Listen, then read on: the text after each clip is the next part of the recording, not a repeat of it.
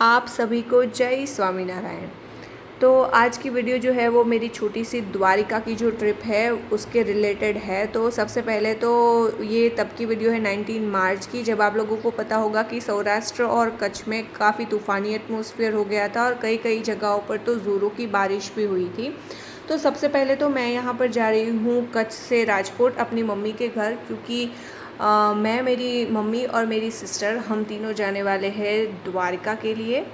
तो मतलब ये टिकट्स तो मैंने काफ़ी पहले से बुक करके रखी थी, लेकिन फिर ये हुआ एटमॉस्फेयर ख़राब होने की वजह से जाना है कि नहीं जाना है, इन सब के बीच में मतलब फाइनली मैं जो है वो द्वारका जाने वाली हूँ। क्योंकि छोटा बच्चा साथ में रहता है तो उसके बारे में हमें सोचना पड़ता है कि इस एटमॉस्फेयर में हम वहाँ जाएंगे कि नहीं जाएंगे। तो रात की बस थी, तो सुबह सुबह में हम द्वारका पहुँच गए हैं और ये है हमारी जगह जहाँ पर हमने स्टे किया था। तो मैंने आप लोगों को बहुत बार बताया है घर सभा के बारे में।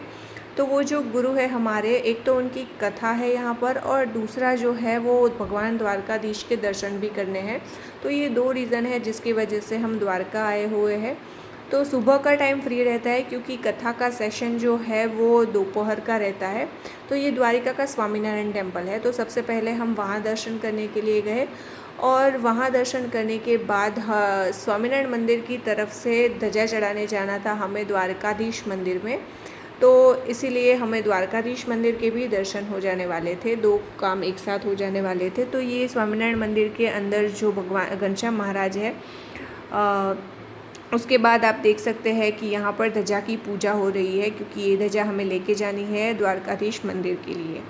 तो हम द्वारकाधीश मंदिर पहुँचे, हमने द्वारकाधीश मंदिर के अच्छे से दर्शन किए। काफ़ी भीड़ हो रखी थी वहाँ पर। और सबसे अच्छी बात मेरे लिए ये हुई कि हेत ने वहाँ पर बिल्कुल भी टेंशन नहीं किया और काफ़ी सपोर्ट किया उसने मुझे वहाँ पर। उसके बाद ध्वजा चढ़ाई तो उनके दर्शन भी हमें हो गए थे, क्योंकि अंदर फ़ोन ले जाना अलाउड नहीं है। तो ये बाहर की छोटी सी क्लिप मैंने यहाँ पर क्लिप ली हुई थी। उसके बाद हम आ गए वापस, हमने थोड़ा रेस्ट किया, खाना वाना खाया और उसके बाद कथा जो है वो स्टार्ट हो गई थी।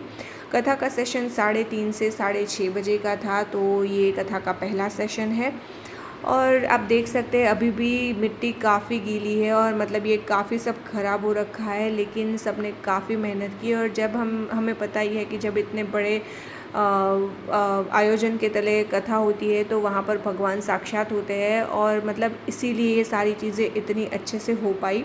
वरना जब मैं वहाँ पर पहुँची थी द्वारका में और जब मैं टेंट के अंदर एंटर किए थे हम लोग, तो मतलब टेंट जो है वो पूरा का पूरा गीला था। मतलब वो उधर से लिटरली पानी नीचे टपक रहा था और अंदर जो पिलो रखे हुए थे, ब्लैंकेट्स रखे हुए थे, वो सब कुछ मतलब काफ़ी गीला था। तो मतलब पहले तो मुझे लगा कि ये कैसे मतलब इसमें सब हो पाएगा, लेकिन भगवान की दया से जैसे हम द्वारकाधीश मंदिर से दर्शन करके वापस आए तो मतलब हर चीज़ वहाँ पर सूख चुकी थी। वहाँ पर ये जो मैदान है ये भी पूरा सूख चुका था, सारे टेंट भी सूख चुके थे और सारे के सारे जो अंदर पिलो और जो भी रखा था वो सब कुछ मतलब सूख चुका था। गार्डन काफ़ी बड़ा था तो हेत के लिए भी ये सब काफ़ी सही रहा, वो ऐसे ही खेलता रहा, उसने कहीं पर भी हमें बिल्कुल परेशान नहीं किया। ये जो मैंने दिखाया वो भोजनालय थे 5 के 5, प्रसाद जो है वो लेने के लिए हम वहीं पर जाते हैं।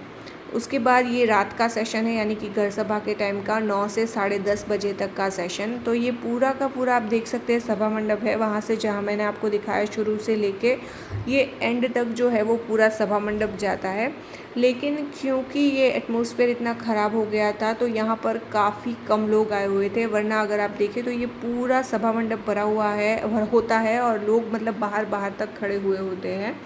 उसके बाद नेक्स्ट डे जब सुबह सुबह, क्योंकि मैंने आपको बताया सुबह का सेशन फ्री रहता है, तो हम सुबह द्वारका के सारे मंदिर के दर्शन करने के लिए निकले थे। तो सबसे पहला जहाँ पर हम गए थे वो ये नागेश्वर ज्योतिर्लिंग का जो टेम्पल है वहाँ पर हम दर्शन करने के लिए गए थे। मंदिर काफ़ी ब्यूटीफुल बनाया गया है ये, और बाहर भी काफ़ी मतलब अच्छा एटमॉस्फेयर है मंदिर के बाहर, मंदिर के अंदर, दोनों जगह। नेक्स्ट हम गोपी तालाब दर्शन करने के लिए गए थे। ये जो आप देख रहे हैं पूरा का पूरा व्यू, ये गोपी तालाब का व्यू है। नेक्स्ट अगर मैं बताऊँ तो ये वो ब्रिज है, हम बेट द्वारका जा रहे हैं, तो यानी कि ये द्वारका और बेट द्वारका को जोड़ने वाला जो ब्रिज अभी रिसेंट कुछ टाइम पहले बनाया, कुछ साल पहले बनाया गया है वो है। पहले अगर आपको पता हो तो नीचे नाव में बैठ के द्वारका से बेट द्वारका जाया जाता था, लेकिन अभी ये ब्रिज बनाया गया है तो इसी के ऊपर से बेट द्वारका जाया जाता है।